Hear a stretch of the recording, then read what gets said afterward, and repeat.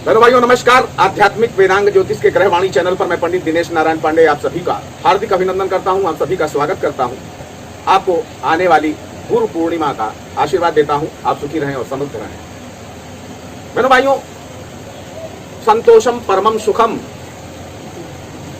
ये जो सूक्ति है इसको अधिकांश लोग अब नहीं मानते। उनका मानना है कि संतोष को अगर हमने परम धन मान लिया, संतोष को परम सुख मान लिया, तो हमारी प्रगति रुक जाती है। आज हर मनुष्य तो नहीं कह सकते, लेकिन अधिकांश लोग ग्लैमरस लाइफ चाहते हैं, ग्लैमरस लाइफ स्टाइल चाहते हैं। जैसे कहते हैं ना, बिल्ली के भाग्य से छीका फूटा, तो हर व्यक्ति ये चाहता है कि वर्तमान जो उसका धनार्जन है वो तो उससे तो संतुष्ट है नहीं।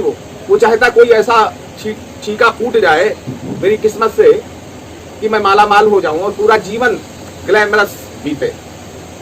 बहनों भाइयों, ये जो तृष्णा की आग है ना, ये तृष्णा की आग अभिलाषाओं का घी डाल करके कभी पूरी नहीं होती और बढ़ती है, आपको जलाती है, आपकी अंतरात्मा को जलाती है, और फिर ऐसा कुछ होता है जो नहीं होना चाहिए आध्यात्मिक दृष्टिकोण से। अक्सर लोग मुझसे पूछते हैं कि गुरुजी, क्या हमें गड़ा धन मिल जाएगा या लॉटरी से मिल जाएगा, मैं रातों रात अरबपति खरबपति बन जाऊंगा? तरह तरह के प्रश्न आते हैं। बहनों भाइयों, आज इस वीडियो में चर्चा करूंगा गड़ा धन किसको मिलता है, इस विषय में, और गड़ा धन कैसे देखा जाता है। जमीन में गड़ा धन मिलता है, लेकिन किनको मिलता है ये एक अलग बात है। मैंने खुद देखा है, कई लोगों को जमीन से गड़ा हुआ धन मिला। अब कोई कहते कि ये बेकार की बातें हैं, किसी को नहीं मिलता है। तो अगर आपने जीवन में हाथी नहीं देखा है तो इसका मतलब नहीं है कि जीवन में, इस संसार में हाथी नहीं है, बिल्कुल मिलता है। बहनों भाइयों, पहले के जमाने में ना इतनी बैंक की सुविधाएं थी, और पहले का व्यक्ति अपना धन कहीं पर किसी को जमा करने के लिए नहीं देना चाहता। तो होता ये था कि उसको कलश आदि में भर करके और जमीन में गाड़ देते थे कि आगे आने वाली जो पीढ़ियां हैं, आगे हमारे पोते हैं, नाती हैं, वो उसका इस्तेमाल करेंगे, वक्त पे काम आएगा। और अगर समय रहते उसने बता दिया कि ये कहां पर गड़ा हुआ है, तो घर वाले ले लेते थे। लेकिन अगर बगैर बताए वो इस संसार से विदा हो गया, तब तो वो पृथ्वी की संपत्ति हो जाता है। और फिर गड़ा धन कहां पर गड़ा है, कैसे गड़ा है, कितनी गहराई पे गड़ा है, किसी को नहीं मालूम होता है। बहनों भाइयों, हमारे ऋषि मुनियों ने इस विषय में बहुत कुछ किया, बहुत कुछ इसका संदर्भ दिया, इसका साहित्य तैयार किया, इसके सूत्र दिए। लेकिन ये दुर्भाग्य रहा कि इस पर बहुत शोध और बहुत खोज नहीं हुई। तंत्र, वास्तु और ज्योतिष, इन तीनों शास्त्रों में जमीन में गड़े हुए धन के बारे में बताया गया। लेकिन अगर देखा जाए तो तंत्र विधान इसमें ज्यादा काम करते हैं। तंत्र के कुछ ऐसे विधान हैं जो जिसको जानता है तांत्रिक, तो वो देख लेता है कि जमीन में किस हिस्से में धन गड़ा हुआ है, कितनी गहराई पर गड़ा हुआ है, कितने अमाउंट का गड़ा हुआ है, कितनी मात्रा में गड़ा हुआ है, इत्यादि इत्यादि। ज्योतिष में देखा जाए तो ज्योतिष में भी पृच्छक के प्रश्न लग्न के आधार पर ग्रह शोधन करके, ग्रह साधन करके ये पता लगाया जा सकता है कि जमीन में गड़ा धन है या जमीन में नहीं है तो किस गहराई पर है, किस हिस्से में है और किसको मिलेगा। एक ये विस्तृत विषय है, इसको वीडियो पे नहीं बताया जा सकता है। लेकिन एक चीज मैंने जो अनुभव की है वो मैं जरूर आपसे शेयर करना चाहता हूं, और इसको शेयर इसलिए करना चाहता हूं कि अगर जैसे ग्रह योग मैं बता रहा हूं, ऐसा ग्रह योग आप लोगों में से किसी के पास, किसी की कुंडली में है और उसको गड़ा धन मिला है, तो कृपया एक कमेंट जरूर लिखिएगा। और अगर गड़ा धन नहीं मिला है तो इंतजार करिएगा, वो योग होने पर गड़ा धन मिलने की संभावनाएं 100% होती हैं। जन्म कुंडली के आधार पर द्वितीय भाव पैतृक संपत्ति का भाव होता है, और द्वितीय भाव से ठीक सप्तम भाव ये आयु का भी भाव होता है, और जमीन में गड़े हुए धन का भी भाव होता है। जमीन में गड़ा हुआ धन अष्टम भाव से देखा जाता है।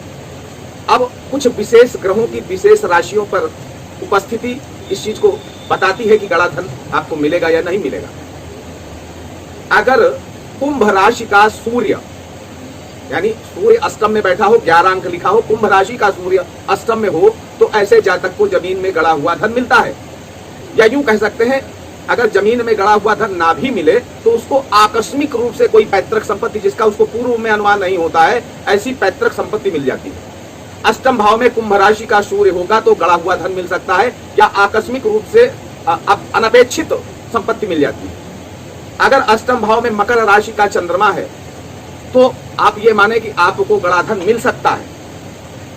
अब मंगल की बात देखें तो शुक्र की राशि में मंगल होता है अष्टम भाव में। शुक्र की राशि यानी वृषभ और तुला, इनमें अगर मंगल अष्टम भाव में है तो आपको जमीन में गड़ा हुआ धन मिल सकता है।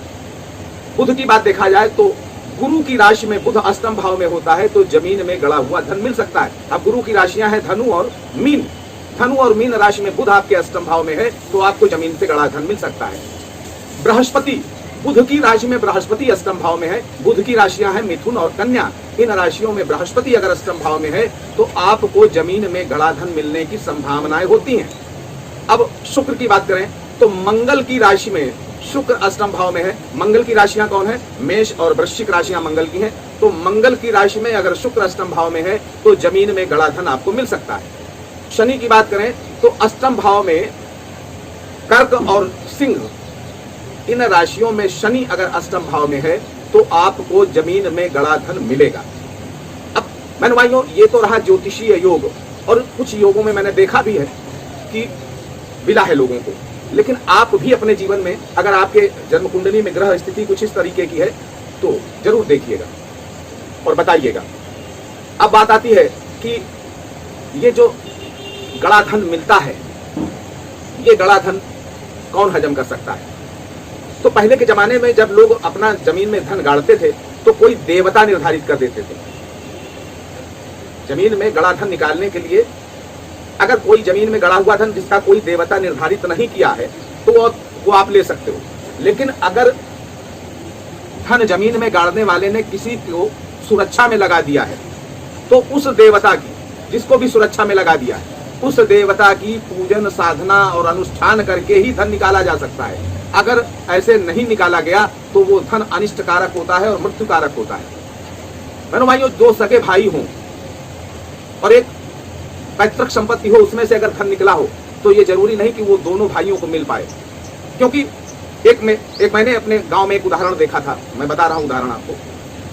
तो गांव के लोग थे जो बड़े मित्र थे और वो गरीब थे तो वो बटाई में लेकर के खेती करते। खेत जो था महाजंगल में था, गंगा जी के कटरी पे था, और वो रात में जुताई कर रहे थे। जुताई के दौरान उनको एक घड़ा मिला सोने के सिक्कों का भरा हुआ।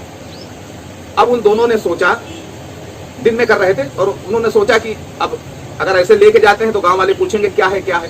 तो उन्होंने सोचा थोड़ा रात हो जाएगी तब ले जाएंगे। और ये दोनों लोग अपने घर आए तो उसमें से एक व्यक्ति के अंदर इतनी अंतर मन में खुशी आई, इतनी खुशी आई कि उसका जो है बीपी बहुत ज्यादा बढ़ गया। उसके ब्रेन हेमरेज हो गया, नाक से और मुंह से ब्लड निकलने लगा। और उस जमाने में आज से 50 साल पहले न्यूरो मेडिकल साइंस इतनी डेवलप नहीं थी, गांव इतने विकसित नहीं थे, तो वह 24 घंटे के अंदर मर गया। और वो जो दूसरा मित्र था उसको वो संपत्ति मिल गई। तो उस संपत्ति का अधिकारी कौन है ये भी जरूरी होता है।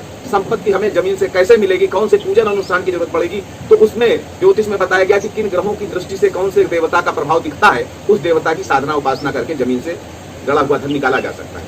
बहनों भाइयों, एक बार फिर कहूंगा कि अपनी लालसाओं को, अपनी अभिलाषाओं को सीमित रखिए और संतोष को जीवन में उतारिए, वरना तृष्णाएं, ये जो कामनाएं हैं, ये आपको कभी भी चैन से रहने नहीं देंगी।